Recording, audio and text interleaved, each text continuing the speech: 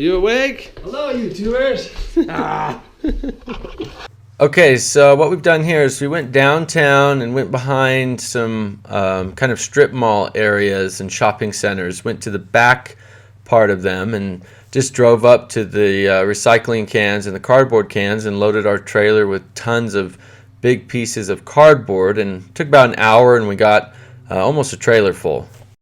Then what we've done is we've taken off most of the tape from it and just flattened them out, laid them out in about 2 to 3 layers. Now what we're trying to do here is get rid of all the light getting down to all the weeds and the grass below, and so you kind of want to do this thick, at least a couple of layers. Don't leave any opportunity for light to get through.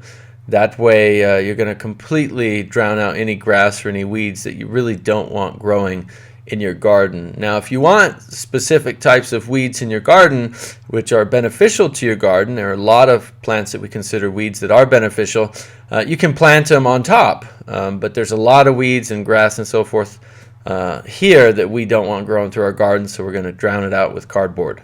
Then we went to our transfer station and asked them to get loads of wood chips from some tree trimming companies, which they do, and they do us a huge favor and just load us up with their tractor and their front end scoop and basically load up the trailer for free.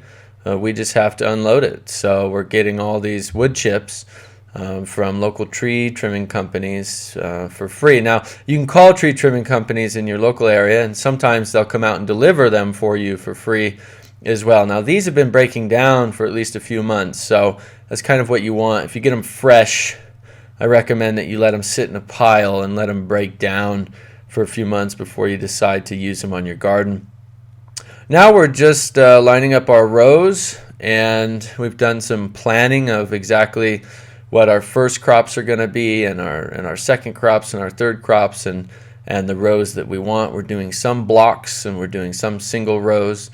And here basically just taking some string and stick and lining up our rows. Now we found a local soil company that has been composting manure from cows that they get fed grass range. They don't have any antibiotics.